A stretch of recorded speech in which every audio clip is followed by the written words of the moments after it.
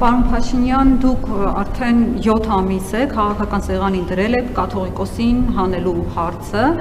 արդեն 7 ամիս է այդ հարցը պահում եք օրակարգում, տպավորություն է, որ եթե կաթողիկոսին հանեցիք ու դրեցիք ձեզ ենթարկվող, ձեզ հավատարիմ ինչ-որ մեկին, ասենք Արայիկ Հարությունյանին, Արսեն Թորոսյանին, այս երկրի բոլոր հարցերը լուծվելու են ընդհանրապես։ Ես նայում եմ վարչապետի լիազորությունները, վարչապետի լիազորությունների մեջ մտնում է գործադիր իշխանության հարցերը, ներքին, արտաքին քաղաքականություն, գործադիր իշխանություն։ Ձեր լիազորությունների մեջ ոչ միտեղ չեմ գտնում, որ մտածե եկեղեցական հարցերով զբաղվելը, կաթողիկոսի զավակ ունենալու հարցով զբաղվելը։ Լավ, ենթադրենք կաթողիկոսը իսկապես զավակ ունի, ընդունենք այդ փաստը, պարոն Փաշինյան։ Այդ զավակ ունենալը ձեր ընտրողներին ինչ վնաս է տալիս։ Ասենք ինչով է այդ փաստը վնասում։ Եթե մի քիչ ցինիկ գտնվենք, ասենք ընդհակառակը կաթողիկոսը նպաստել է ձեր խոստումների իրականացմանը։ Դուք եք չի ասել, որ Հայաստանի բնակչությունը 5 միլիոն է դառնալու։ Հո այդ 5 միլիոնը թուրքերով չէ դառնալու, հայերով է դառնում, նպաստել է բնակչության աճին, զարգացմանը եւ այլն։ Ընդհանրապես ո՞րն է ավելի մեծ մեղք, ուզում եմ հասկանալ, զավակ ունենալն է ավելի մեծ մեղք, թե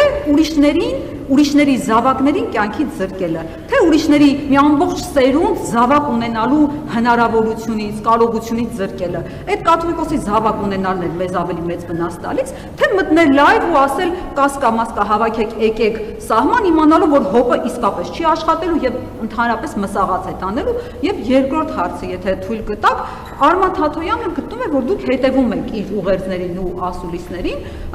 ինքը օրինակ խոսեց պաշտոնյաների հայրախոսության մասին եւ դուք ընդունեցիք էթիկայի կանոնագիր, 3 ԱԺ-ում ընդունեցիք, որ նախկին նախագահների թեման իրոք շատ եք արդեն դրել վերցրել, այդ օրակարգը արդեն բան է,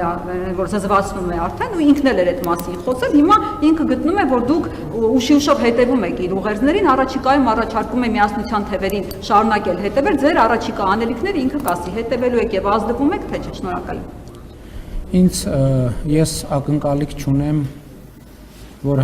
հայաստանյան առաքելական եկեղեցին ունենա ինձ հավատարիմ, ինչպես դուք ասացիք,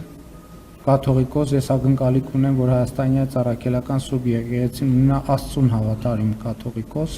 եւ դա է այն օրակարգը, որը ես հետապնդում եմ որպես, ինչպես բազմիցս ասել եմ, հայաստանյան առաքելական Սուրբ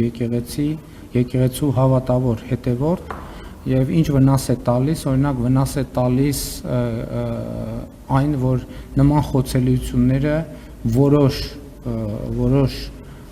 մարդկանց, օրինակ այդ թվում օտարերկրյա հատուկ ծառայությունները կարող են հավաքագրել եւ դրանք ռիսկեր են, որոնք առնչվում են պետական անվտանգության հետ եւ պետությունը պետքա այդ ռիսկերի նկատմամբ շատ ուշադիր լինի, ինչ վերաբերում է ձեր մյուս հարցին, ես գիտեք ինչ, մեկնաբանելու շատ բան չեմ տեսնում, բոլորին հաջողություն եմ մաղթում։